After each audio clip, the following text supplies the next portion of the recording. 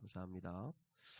일부 예배 때 잠깐 출입문에 그렇게 십자가를 좀 막아놓은 건 이렇게 영상 녹화를 할 때 저 십자가를 통해서 빛이 들어와서 여기에서 이렇게 빛이 좀 비쳐서 그래서 잠깐 일부 예배 때는 좀 막아놓았습니다. 왜 그랬나 여러분 또 궁금하실 것 같아서 말씀을 드렸습니다. 자, 우리 오늘 주시는 하나님의 말씀 같이 나누시죠. 오늘 마가복음 5장 25절로 34절입니다.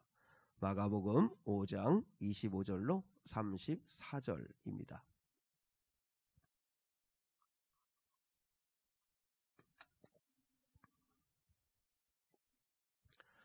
우리 하나님 말씀을 우리 한 절씩 받들어 읽겠습니다. 마가복음 5장 25절로 34절입니다. 12해를 혈루증으로 알아온 한 여자가 있어 많은 의사에게 많은 괴로움을 받았고 가진 것도 다 허비하였으되 아무 효험이 없고 도리어 더 중하여졌던 차에 예수의 소문을 듣고 무리 가운데 끼어 뒤로 와서 그의 옷에 손을 대니 이는 내가 그의 옷에만 손을 대어도 구원을 받으리라 생각하밀러라. 이에 그의 혈루근원이 곧 마름에 병이 나은 줄을 몸에 깨달으니라. 예수께서 그 능력이 자기에게서 나간 줄을 곧 스스로 아시고 무리 가운데서 돌이켜 말씀하시되 누가 내 옷에 손을 대었느냐 하시니 제자들이 여짜오되 무리가 에워싸미는 것을 보시며 누가 내게 손을 대었느냐 물으시나이까 하되 예수께서 이 일 행한 여자를 보려고 둘러보시니 여자가 자기에게 이루어진 일을 알고 두려워하여 떨며 와서 그 앞에 엎드려 모든 사실을 여쭈니 예수께서 이르시되 딸아 내 믿음이 너를 구원하였으니 평안히 가라. 내 병에서 놓여 건강할지어다. 아멘. 절망을 절박함으로 바꾸는 힘, 절망을 절박함으로 바꾸는 힘이라고 하는 제목으로 하나님 말씀의 은혜를 오늘 나누기를 원합니다. 유대인들은 세 종류를 부정하다고 여겼습니다. 하나는 오해가 없기를 원합니다. 이제 예수님 당시에 그렇다는 것입니다. 유대인들은 여인으로 태어난 것을 부정하다. 그리고 두 번째는 이방인으로 태어난 것을 부정하다. 그리고 병든 것을 부정하다. 이렇게 생각했습니다. 그렇게 보면 오늘 본문에 나오는 12해 동안 혈루증을 알아온 이 여인은 두 가지 면에서 정말 부정하고 비참한 여인이죠. 여자로 태어난 것, 그리고 병까지 든 것. 혈루증은 유출병이라고 흔히 이야기합니다. 그러니까 불규칙적으로 계속 하혈을 하는 그런 병을 앓고 있는 여인입니다. 근데 오늘 마가는 또 다른 성경도 마찬가지지만 12해를 혈루증으로 앓았다라고 하는 12를 강조합니다. 많은 학자들이 단순하게 그냥 12해째 병을 앓고 있다라고 하는 의미가 아니라 12라고 하는 의미가 가지고 있는 뜻이 있다는 것이죠. 여러분 12는 삼위일체 되시는 하나님을 의미하는 3과 그리고 동서남북 이 땅을 의미하는 숫자 4를 곱한 수입니다. 더하기 한 수가 7이고 곱하기 한 수가 10인데 7과 12는 완전한 상태를 의미하는 숫자입니다. 그래서 성경에 보면 12이라고 하는 단어가 참 많이 나와요. 12지파, 12제자, 또 천국의 12진주문, 그리고 천국의 생명강 주위에 달마다 맺는 생명나무가 12가지 열매를 맺고, 이처럼 솔로몬이 성전을 지을 때도 그 성전 야긴과 보아스라는 기둥의 원주가 12규빗. 아무튼 그리고 솔로몬의 그 어좌가 있는 그 보좌가 있는 그 계단이 12개. 뭐 이런 식으로 아무튼 12이라고 하는 의미는 유대인들에게 대단히 중요한 의미를 가지고 있습니다. 그러니까 그 12이라고 하는 것은 무슨 의미를 가지고 있냐면 부정적이든 긍정적이든 완전한 상태를 말하는 겁니다. 완전한 상태. 그러면 오늘 본문에 12해를 혈루증으로 앓았다라고 하는 이 여인의 이 12이라고 하는 의미는 뭐냐면 완전한 절망 상태에 있다는 뜻이죠. 완전한 절망 상태. 부정적으로 사용된 것이죠. 긍정적으로 사용되면 더 이상 거기에 인간이 어떤 것을 갖다 첨가할 것이 없는 상태를 열둘이라고 이야기하는데, 그런데 부정적으로 열둘은 사람의 힘으로 어떻게 할 수 없는 완전한 절망의 상태에 빠져 있다. 그게 열두해를 혈루증으로 앓고 있다라고 하는 그 여인의 실존이라는 거죠. 자, 우리 본문 26절 한번 봐요. 26절 같이요. 시작. 많은 의사에게 많은 괴로움을 받았고 가진 것도 다 허비하였으되 아무 효용이 없고 도리어 더 중하여졌던 차에. 여러분, 인간이 할 수 있는 건 다 해봤습니다. 정말 좋다는 약, 또 잘 치료한다는 의사, 뭐 양방 한방 할 것 없이 민간요법 할 것 없이 다 해봤는데 아무 요염이 없고 더 병은 깊어지고 악화되었다. 돈은 다 허비하고 그리고 아무 요염이 없고 더 중하여진 상태. 한마디로 뭐죠? 26절은 완전한 절망 상태 속에 이 여인이 있다라고 하는 이야기입니다. 덴마크 철학자이며 신학자인 키에르케고르라고 하는 사람은 인간이 인간을 죽음에 이르게 하는 병이 있다. 그게 바로 절망이다 그랬습니다. 절망. 그래서 죽음에 이르는 병이라고 하는 아주 유명한 책을 썼잖아요. 그래서 죽음에 이르게 하는 병은 바로 절망이다라고 이야기했습니다. 근데 이 여인은 지금 완전한 절망 상태에 있다는 것입니다. 그 절망이라고 하는 것을 이렇게 묵상하고 또 이렇게 좀 찾아보는데 중요한 거 하나가 있습니다. 뭐냐면 인간만이 절망할 수 있다는 것입니다. 소망을 가지고 희망을 갖는 것도 인간만 할 수 있고, 그리고 절망하는 것도 사람만 할 수 있는 특권이라는 거죠. 절망은 여러분 다른 짐승들이 절망하지는 않습니다. 오직 영을 가진, 인격을 가진 사람만이 절망에 빠진다는 거죠. 그러니까 그 절망 가운데 빠진다는 건 얼마나 큰 아픔인지로 말할 수 없다는 거죠.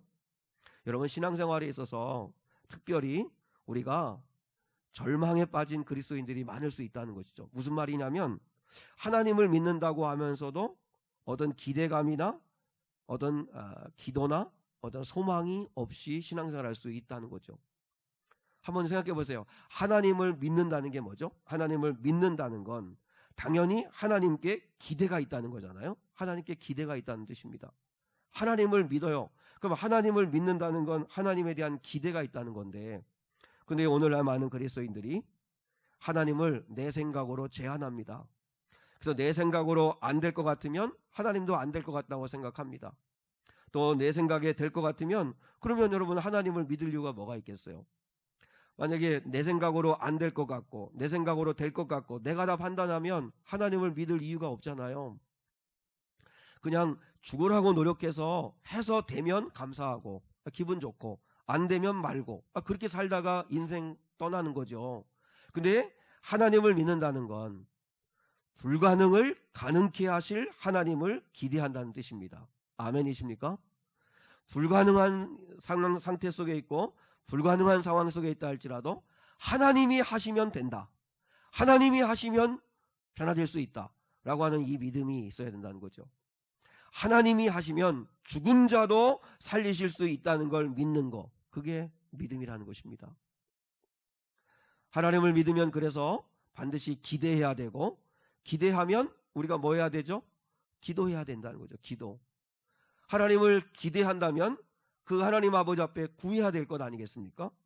그 하나님 아버지 앞에 기도해야 된다는 거죠. 근데 기도하지 않아요. 현실은 잘 기도하지 않아요. 왜 그렇죠?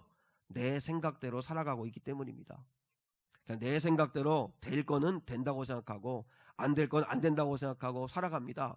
안 될 것 같지만, 내 생각에는 안 될 것 같지만 믿음은 뭐죠? 하나님이 하시면 될 수 있다는 믿음으로 한번 구해보는 거죠.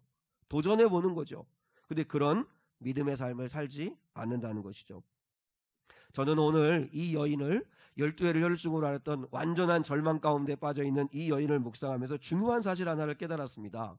뭐냐면 이 여인이 완전한 절망 상태에 있는데, 근데 어떤 일이 어떻게 된 건지 이 여인이 꿈을 꾸기를 시작했다는 것입니다.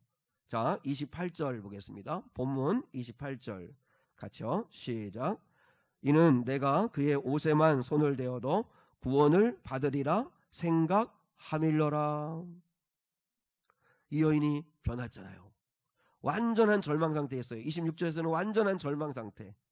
근데 28절에서 이 여인이 내가 그의 옷에 손을 대어도 그의 옷에만 손을 대어도 내가 구원을 받으리라, 고침을 받으리라 하는 믿음이 생겼어요. 소망이 생겼어요. 기대가 생겼어요. 이 여인의 놀라운 변화가 뭔지 아십니까?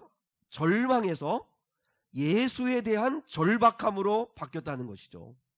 절망과 절박은 한 글자 차이입니다. 그런데 이 간격은 어마무시한 간격의 공간이 있습니다.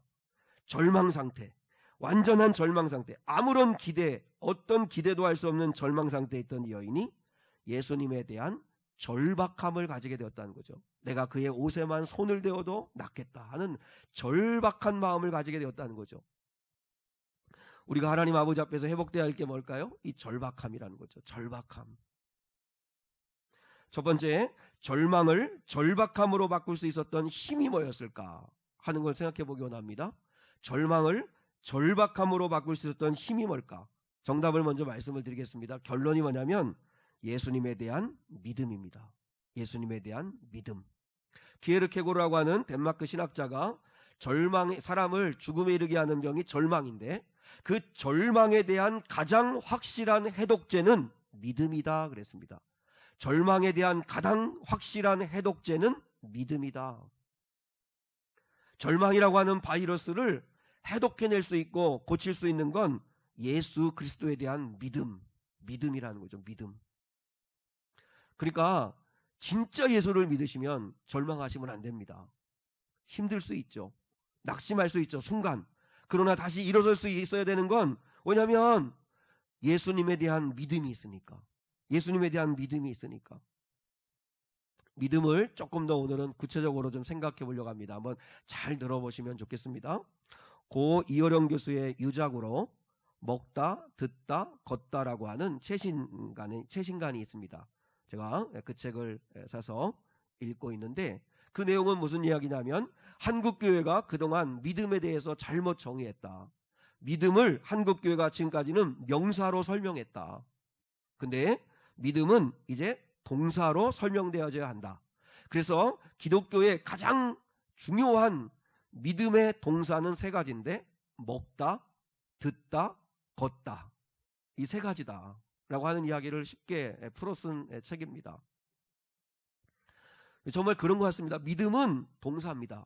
근데 지금까지 우리 믿음에 대해서 우리는 항상 명사로 배워왔죠. 사랑에 대해서, 기도에 대해서, 전도에 대해서, 기쁨에 대해서, 감사에 대해서 배우기는 열심히 배우는데 근데 그렇게 살아낼 능력은 없었던 게 우리의 한계라는 거죠. 근데 이런 교수도 이야기를 하지만 그러나 이제는 믿음은 동사가 된다는 거예요. 동사. 성경에는 여러분 명사로 설명해 준 적이 없어요. 예수님이. 하나님이 뭐라 말씀합니까? 서로 사랑하라, 기뻐하라, 감사하라, 기도해라. 다 동사지 어디 명사가 있냐는 거죠. 기독교의 능력은 사는 겁니다. 살아내는 겁니다. 그게 믿음이라는 거죠. 그래서 믿음을 이해하실 때 중요한 건 뭐냐면 믿음을 이해하실 때 두 가지를 꼭 기억하셔야 합니다. 내가 하나님을 믿는다, 예수를 믿는다. 우리 기독교에서 믿음 이야기 많이 하는데 믿음, 소망, 사랑 이 세 가지는 항상 있을 것인데 그중에 제일은 믿음이다. 이건 틀린 거 사랑이다. 그죠? 그러면 믿음, 소망, 사랑인데 믿음 다 이게 하나인데요. 믿음, 소망, 사랑이 결국 하나인데 믿음에 있어서 제일 중요한 게 뭐냐면 첫째는 신념이 아니라 신뢰라는 거죠. 신념이 아니라 신뢰라는 겁니다. 그리고 또 하나는 그 믿는 대상과 인격적 관계를 나누는 거, 인격적 관계를 누리는 거, 그게 믿음이라는 거죠. 자, 조금 더 제가 설명을 해볼게요. 자, 첫 번째 믿음이라는 게 뭐냐면 신념이 아니고 그분을 신뢰하는 거라는 거죠. 그렇게 보면 여러분 내 기대와 생각과 다르다고 할지라도 나는 주님을 신뢰해요. 나는 하나님을 신뢰해요. 그러면 주어진 결과에 대해서 감사할 수 있다는 것입니다. 여러분 어린아이가 엄마나 아빠한테 때를 써요. 칼 달라고. 그 칼을 갖다고 그러면 부모가 그래 칼 갖고 놀아라 하고 그 칼을 내줄 부모는 없습니다. 자녀 입장에서는 울고불고하고 서운할 수도 있고 뭐 별의별 생각이 들고 엄마 아빠야 맞아? 이렇게 생각할 수있지 모르겠지만 그러나 부모는 절대 그 아이에게 칼 주지 않습니다. 이유가 뭐죠? 그 아이는 지금은 모르겠지만 나중에 알 겁니다. 근데 그 주지 않는 건 부모를 신뢰하면서 이해될 수 있는 겁니다. 안 주는 데는 이유가 있는 거예요. 안 주는 데는. 근데 우리는 믿음이라는 걸 뭐라면 신념이라고 생각해요. 그래서 내가 믿는 바대로 되어야 된다고 생각하죠. 나는 잘 될 거야, 잘 될 거야. 내가 원하는 대로 하나님이 채워주실 거야. 하나님이 역사해 주실 거야. 그래서 내가 원하는 대로 안 되고 내 기대대로 안 되면 낙심하고 실망해요. 하나님이 없다고 생각해요. 믿음이 막 흔들려요.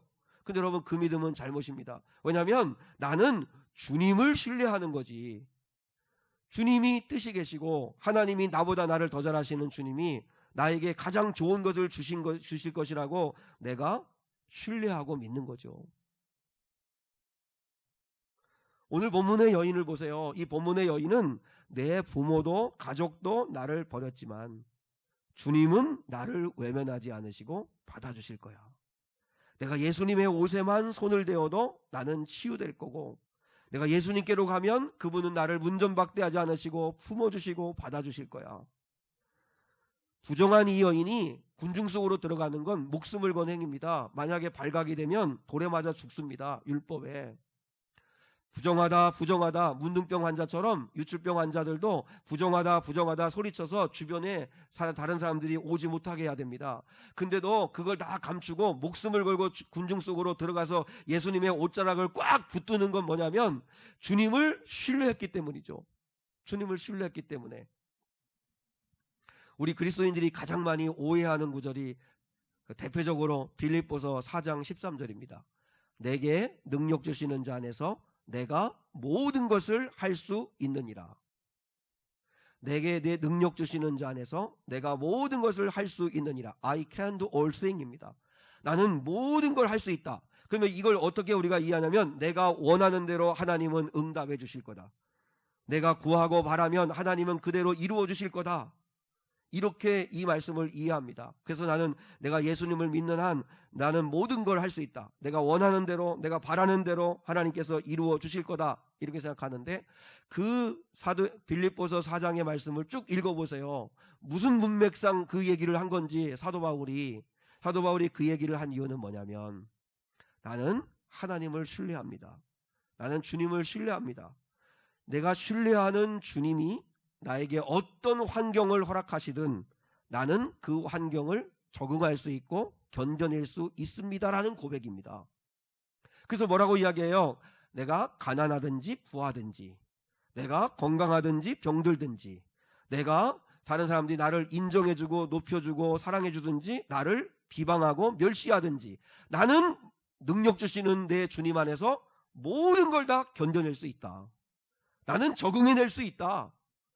나는 믿음 포기하지 않을 수 있다 라고 하는 거죠. 이 고백을 할 수 있었던 건 뭐죠? 주님을 신뢰하니까. 주님을 신뢰하니까. 한번 더 하겠습니다. 나보다 나를 더 잘하시는 주님이 내게 주신 것은 다 좋은 것이다. 그렇게 믿을 수 있기를 축복합니다. 여러분보다 주님이 더 잘하십니다.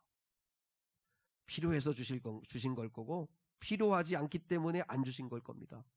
그분을 신뢰하는 거. 신념이 아니라 신뢰한다는 거. 두 번째, 믿음이란 주님과 인격적 관계를 맺는 겁니다. 지난주에 말씀드렸잖아요. 인격적 관계를 맺는다는 게 뭐죠? 인격적 관계는 하나님과 사람과 사람만이 맺을 수 있고 나눌 수 있는 게 인격적 관계입니다. 여러분, 부모와 자식이 인격적 관계이니까 서로 사랑하고 싸우고 속썩이고 화해하고 사과하고 설득하고 고치고 돌이키고 대화하고, 이게 다 뭐예요? 이게 인격적 관계를 나누는 거예요. 사정하면 자식이 들어주기도 해요. 설득하면 알아듣기도 해요. 그게 인격적 관계를 나누는 겁니다. 하나님도 우리와 인격적 관계를 나누기를 원하신다는 거죠. 주님과 인격적 관계 속에 있으면 넘어지고 자빠져도 다시 돌이킬 수 있고 회개할 수 있는 기회를 하나님은 주시는 거예요. 왜요? 그분은 인격자이시니까. 저는 베드로를 묵상하면 참 은혜가 됩니다. 베드로가 참 염치 없었지만 다시 주님께 돌아갔던 이유는 뭐냐면 주님을 신뢰하고 주님의 인격을 신뢰하였기 때문이죠. 우리가 신뢰한다고 할 때 두 가지를 신뢰하는 겁니다. 주님의 인격과 주님의 능력을 신뢰하는 거죠. 주님의 인격과 능력을 신뢰하는데 베드로가 찾아가서 베드로에게 찾아간 것도 아니죠. 주님이 찾아오셨잖아요. 디베라 바닷가에 찾아오셔서 주님이 한 가지 확인하셨잖아요. 네가 나를 사랑하느냐? 네가 나를 사랑하느냐? 이 말을 제가 풀어보면 이런 겁니다. 나는 여전히 널 사랑한다.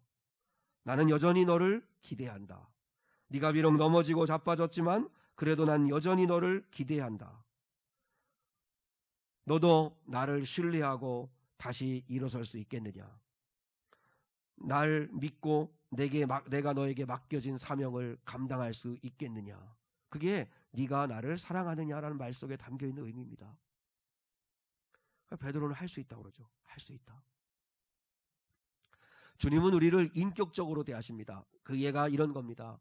이런 기도 해보신 적 있죠? 저는 그런 기도 해본 적이 있는데 참 어리석은 기도라고 생각했지만 아마 우리 성도들도 그런 기도를 해본 적이 있을 겁니다.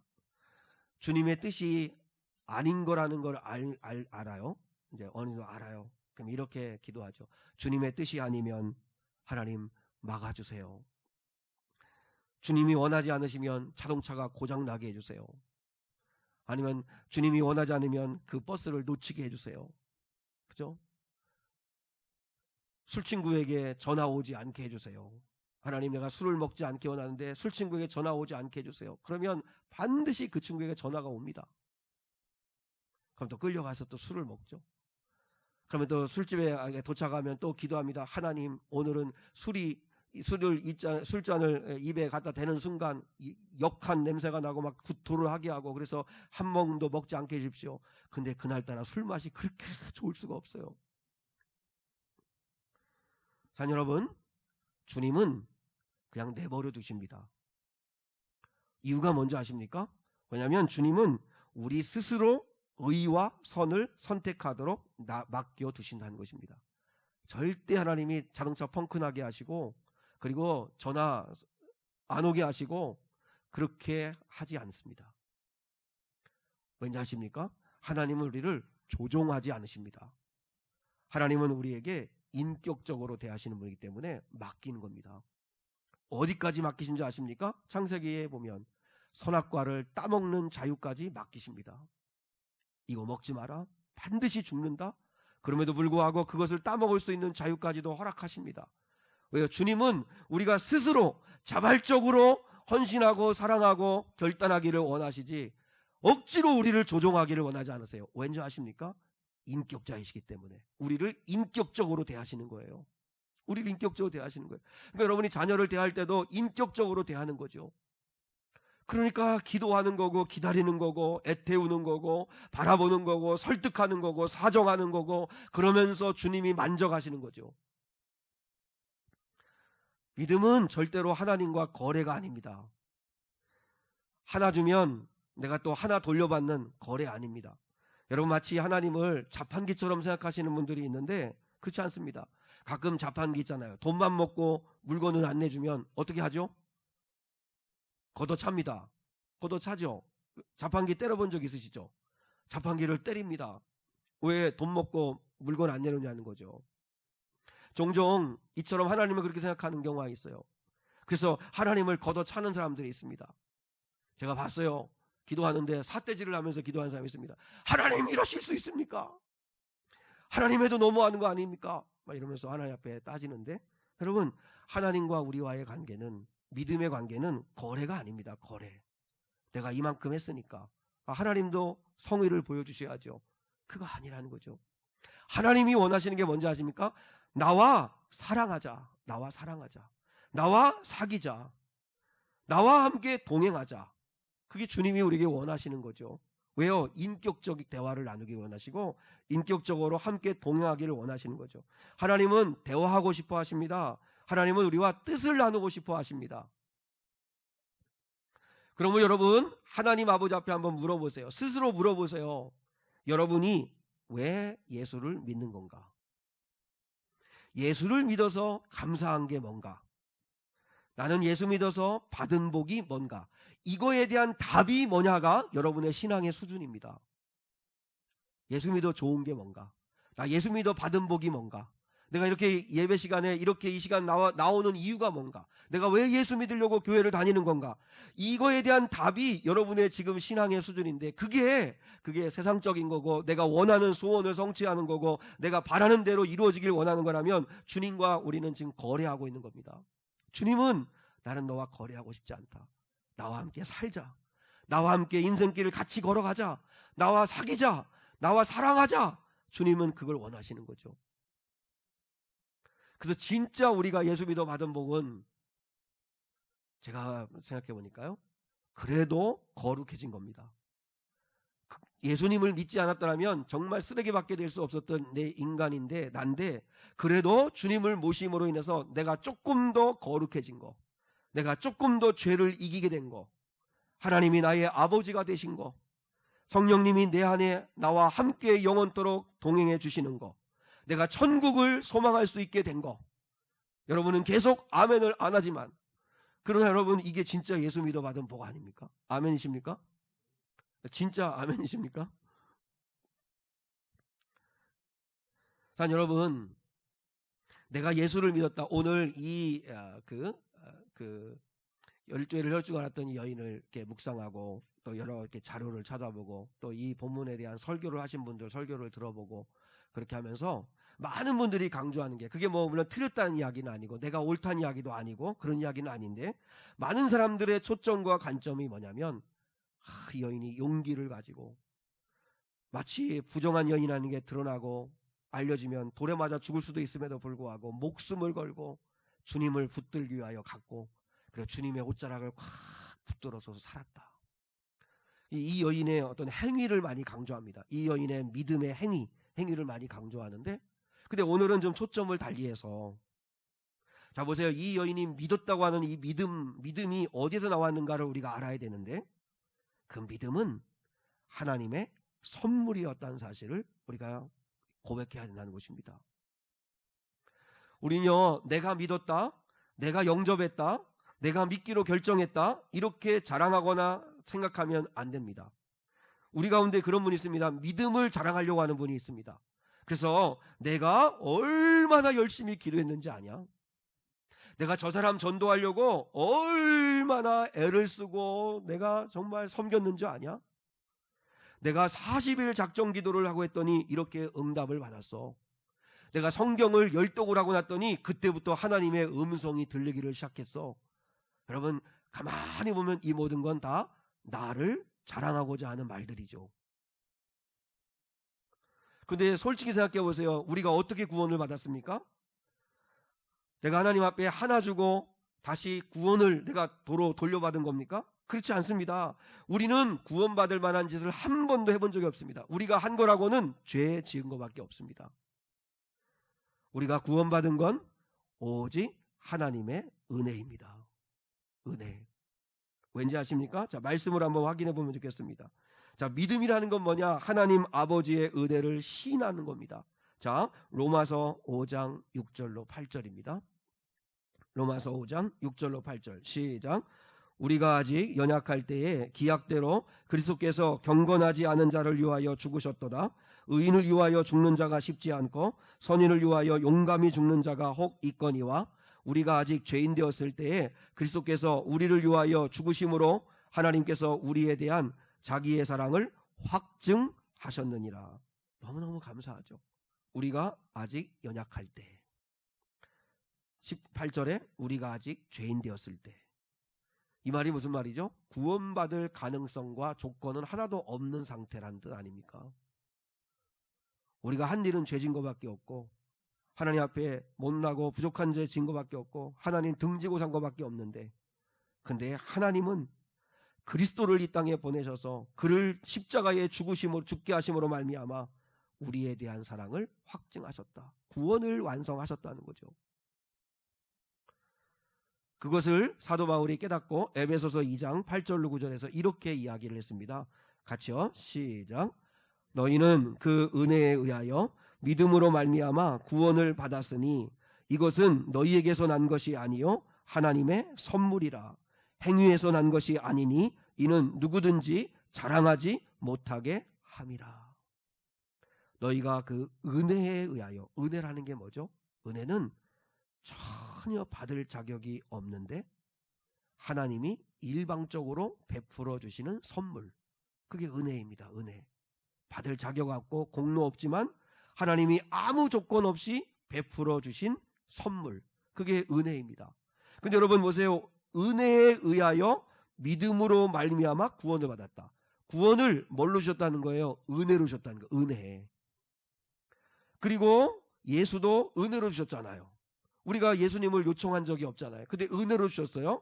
그리고 그 예수를 믿을 수 있는 믿음도 은혜로 주셨어요. 그래서 그 은혜에 의하여 믿음으로 말미암아 구원을 받았으니 이건 너희에게서 난 것이 아니요 하나님의 선물이라. 하나님의 선물. 은혜도 구원도 예수도 믿음도 다 선물. 우리가 얼마나 큰 선물을 받았다는 사실을 여러분이 확신할 수 있기를 축복합니다. 그러니까 여러분, 우리의 자랑은 오직 예수 그리스도밖에 없는 거죠. 바울은 그 사실을 아니까 자기가 자랑할 게 많았지만 그 모든 인간적 조건은 다 배설물처럼 여기고 주님밖에 자랑할 게 없다고 얘기하는 건 그게 은혜라는 걸 알았기 때문이죠. 그러면 이 여인의 믿음은 어디서 온 걸까요? 믿음으로 예수님의 옷에 옷자락을 붙잡았지만, 그러나 그 믿음이 어디에서 출발한 거죠? 자, 27절입니다. 이 여인의 실력이 아니었습니다. 이 여인이 만들어낸 믿음이 아니었습니다. 이 믿음이 어디서부터 시작됐냐면 27절 시작. 예수의 소문을 뭐하고? 듣고. 예수의 소문을 듣고. 이미 예수님은 계셨고 예수에 대한 소문이 들려온 거죠. 여러분, 이 여인은 예수의 소식을 들을 때 믿음이 생겼습니다. 저는 여러분이 하나님 말씀을 들을 때 믿음이 생길 수 있기를 주님의 이름으로 축복합니다. 로마서 10장 17절 이렇게 말씀하셨죠. 시작. 그러므로 믿음은 들음에서 나며 들음은 그리스도의 말씀으로 말미암았느니라. 믿으십니까? 믿음은 들음에서 나고. 왜 오늘 교회에 오십니까? 하나님 말씀을 들으려고. 들어야 믿음이 생깁니다. 들어야 믿음이 생깁니다. 이 여인은 예수님의 소문을 들었습니다. 예수님의 이야기를 듣는 중에 마음에 믿음이 생기기를 시작했다는 것이죠. 그게 은혜 받은 거죠. 그게 은혜 받은 거죠. 이 이야기를 많은 사람이 들었을 텐데 이 여인의 내면에서, 마음에서 믿음이 싹트기를 시작한 거, 이거 은혜 아닙니까? 은혜. 우리가 그렇게 돼서 여기 이 자리에 있는 거 아닙니까? 요즘은 아카시아 꽃이 활짝 폈습니다. 올해는 유독 또 아카시아 꽃이 활짝 펴서 아카시아 꿀값이 좀 내려가려나 하는 생각을 하는데, 아카시아 꽃이 활짝 폈잖아요. 근데 여러분 보세요. 그 아카시아 꽃에 벌들이 날아가서 꿀을 땁니다. 근데 여러분, 벌이 꽃을 찾아간 것처럼 보이지만 실상은 꽃이 먼저 꽃향기를 벌에게 보낸 거죠. 구원이 꼭 이와 같습니다. 우리가 예수님을 영접한 것 같고 우리가 교회에 와서 말씀을 듣고 마음의 문을 열고 내가 믿은 것 같지만, 그러나 이미 예수님은, 이미 우리 하나님은 꽃향기를 우리에게 보내신 거죠. 예수님을 이미 보내셔서 구원을 다 완성해 놓으신 거죠. 그리고 우리 가운데 예수에 대한 이야기를 듣는 중에 어떤 분들은 교회 와서 찬송 중에 은혜 받으신 분 있고, 어떤 분은 누군가와 대화하다가 은혜 받으신 분 있고, 어떤 분은 설교 듣다가 은혜 받으신 분 있고, 어떤 분은 기도하다가 은혜 받으신 분 있고, 하나님이 선물로 주시는 거죠. 믿음을 일으켜 주시는 거죠. 여러분이 믿음이 있다면 큰 은혜 받은 자라는 사실을 아셔야 되는 거죠. 이 여인은 절망적인 현실에서 예수님의 이야기를 듣다가 눈이 번쩍 떠졌습니다. 예수님은 죽은 자를 살리시고 병든 자를 치유하시고 사람들의 운명과 인생을 바꾸시는 분이래. 예수님께로 가면 어떤 사람도 문전박대하지 않으시고 뜨거운 가슴으로 품어주신대. 그 예수가 우리가 살고 있는 이 마을에 오신대. 그 소식을 들었습니다. 여러분, 들을 때 믿음이 생겼습니다. 예수의 소문을 듣고. 근데 여러분, 듣기만 하고 그리고 가만히 있었나요? 그 다음에 27절 다시 한번 봐요. 27절 이제 전체를 읽겠습니다. 시작. 예수의 소문을 듣고 무리 가운데 끼어 뒤로 와서 그의 옷에 손을 대니. 두 번째 뭐죠? 행동하는 믿음입니다. 행동하는 믿음. 이 여인이 행동하는데 이 행동을 칭찬할 만해요. 그러나 이 행동이 일어날 수 있었던 건 믿음의 선물을 받았기 때문이죠. 그러니까 하나님의 은혜인 거죠. 하나님의 은혜. 그래서 이 여인을 생각하면요, 아, 천국은 침노하는 자의 것이 맞구나. 여러분, 가야 되는 거죠. 무리 속에 뚫고 들어가고 예수님의 옷을 잡고 붙들고 늘어지고, 침노하는 자의, 천국은 침노하는 자의 것이라는 것처럼 가만히, 그저 마치 감나무 밑에서 홍시 떨어질 때를 기다리고 입 벌리고 가만히 있으면 안 되고 침노하는 자의 것이다. 공격해 들어가야 된다는 거죠. 그런 사모하는 마음, 그게 뭐죠? 절박함이죠. 절박함. 절박하니까 행동하게 되는 거죠. 여러분, 성경에서 하나님을 만난 사람들, 하나님의 응답을 받은 사람들은 하나같이요, 절박했습니다. 여러분도 너무 절박할 때 있으셨죠? 그때의 은혜를 다시 회복하십시오. 너무 절박해서 주님 앞에 기도하고 주님 앞에 울고 주님 앞에 마음 쏟아놓고, 뭐 그게 자녀 때문이든 어떤 문제 때문인데, 근데 이 코로나 2년이라고 하는 이 시간이 더더욱 기독교인들에게 뺏어간 게 주님에 대한 절박함을 빼앗아간 것 같아요. 절박함이 사라진 것 같아요. 절박하니까 나아만은 아람에서 엘리사를 찾아옵니다. 적군 아닙니까? 이스라엘이 적군인데도 아람에서 엘리사를 찾아옵니다요. 왜? 절박하니까. 자기가 문둥병으로 너무 고통스러우니까, 절박하니까 수르보니게 여인은 예수님께 계무시를 받는데도 다 견디고 매달립니다. 여러분, 계무시하다라는 말을 여러분 이상하게 생각하지 마십시오. 욕이 아닙니다. 사전에 나오더라고요. 신조어라고. 계무시하다라고 하는 말이 뜻이 뭐냐면 존재 가치를 알아주지 않는다는 뜻입니다. 존재 가치를 알아주지 않는 거, 그게 계무시한다는 뜻입니다. 예수님이 일부러 의도적으로 그 여인을 계무시하신 적이 있습니다. 근데도 이 여인은요, 너무 절박하니까, 자기 딸이 지금 죽어가고 있으니까 주님 배에 매달립니다. 절박함은 자존심도 체면도 다 내려놓고 주님 붙듭니다. 주님. 저는 우상한 성도들에게 절망 가운데만 빠져있지 마시고, 패배의식 속에 갇혀있지 마시고, 주님에 대한 절박함을 회복할 수 있기를 주님의 이름으로 축복합니다. 그러니까 이 절망에서 절박함으로 나오는 이 여인을 예수님은 어떻게 하셨죠? 자, 첫 번째, 품어주셨습니다. 자, 30절입니다. 30절 시작. 예수께서 그 능력이 자기에게서 나간 줄을 곧 스스로 아시고 무리 가운데로 돌이켜 말씀하시되 누가 내 옷에 손을 대었느냐 하시니. 예수님이 오신 이유가 뭐죠? 예수님에게 능력이 나갔습니다. 뭐 주시려고 하는 거죠? 예수님은 다 주시려고 오셨어요.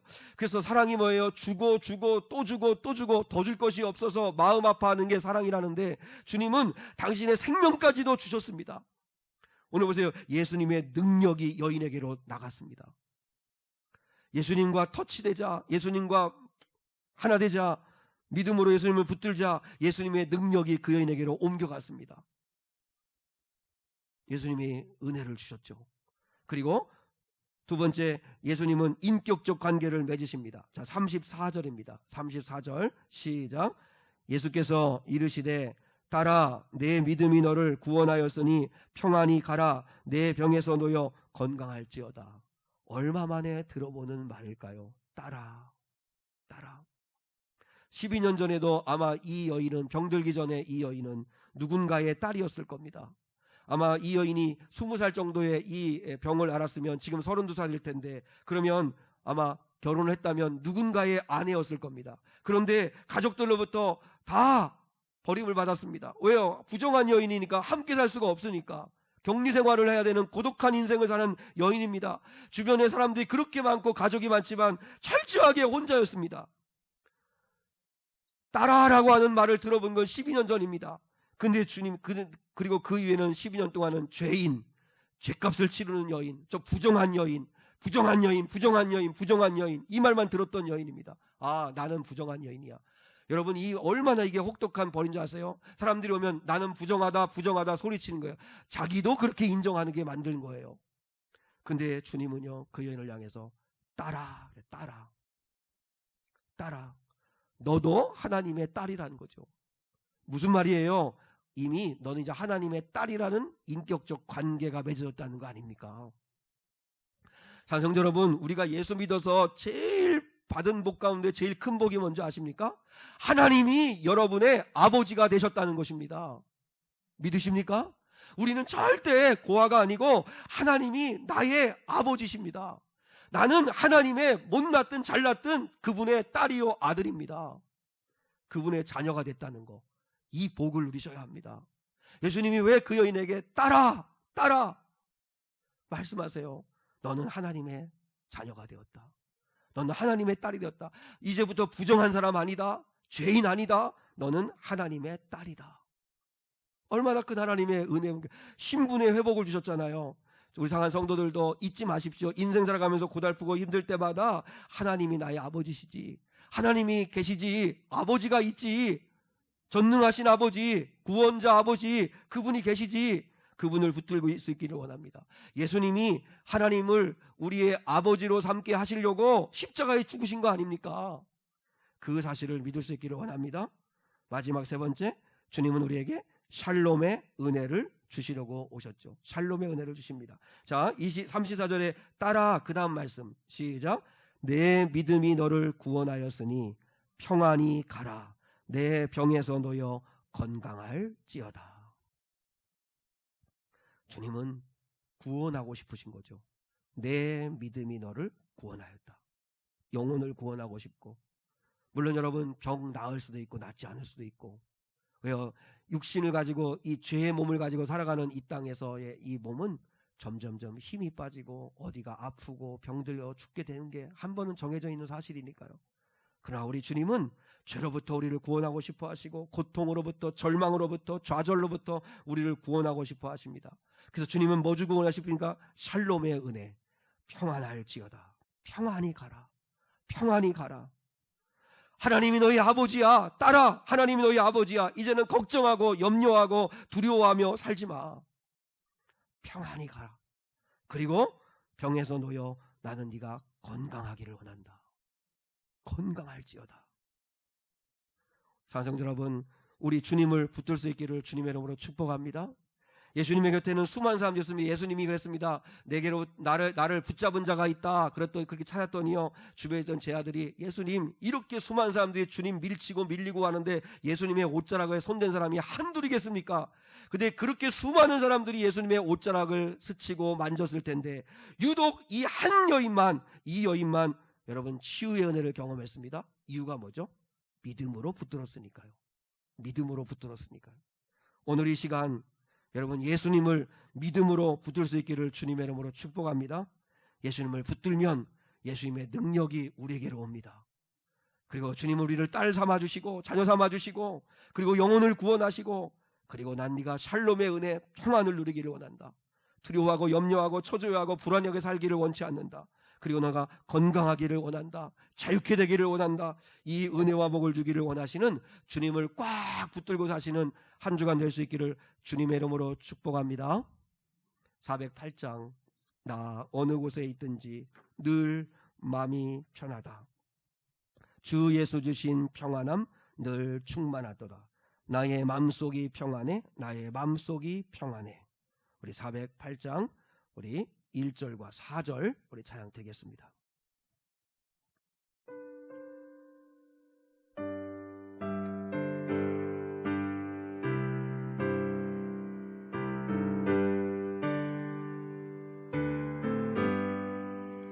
나 어느 곳에 있든지 늘 마음이 편하다. 주 예수 주신 평안함 늘 충만하도다. 나의 마음속이 늘 평안해. 나의 마음속이 늘 평안해. 악한 죄 파도가 많으나 마음이 늘 평안해. 주 예수 온갖 고난을 왜 몸소 당했나. 주 주 함께 고난 받으면 멸류가 나의 맘속이 평안해. 나의 맘속이 늘 평안해. 나의 맘속이 늘 평안해. 악한 죄 파도가 많으나 마음이 늘 평안해. 하나님 아버지 감사합니다. 오늘 거룩하고 복된 주일을 주시고 하나님 아버지 앞에 나와 예배하게 하심을 진심으로 감사드립니다. 완전한 절망 가운데 빠졌던 여인이 예수님에 대한 절박함을 가지고 일어설 수 있었던 것은 예수에 대한 소문을 들었고 그 듣는 중에 하나님께서 믿음을 일으켜 주셨고 그 믿음으로 말미암아 주 앞으로 나갈 수 있었고 예수님을 믿음으로 꽉 붙들었을 때 주의 놀라우신 구원의 능력이 임한 줄 믿습니다. 우리에게도 이런 놀라운 은혜와 복을 더하여 주시기를 원합니다. 이 시간 이 예배자들 저희도 주님을 꽉 붙듭니다. 하나님이 우리의 아버지심을 믿습니다. 두려워하고 염려하며 살지 않겠습니다. 주님 붙들며 나가겠습니다. 결단하고 나가는 예배자들 위해 하나님의 놀라우신 은혜가 임하게 하옵소서. 오늘도 하나님께서 축복하시기를 소망하며 주 앞에 나올 때 귀한 예물을 봉헌한 손길마다 복 주시기를 바라옵고 예수 그리스도의 이름 받들어 기도드리오며 지금은 우리 주 예수 그리스도의 은혜와 하나님 아버지의 극진하신 사랑과 성령 하나님의 함께하심이 오늘 여기 모여 예배한 거룩한 성도들 위에 영원히 함께하시기를 축원하옵나이다. 아멘.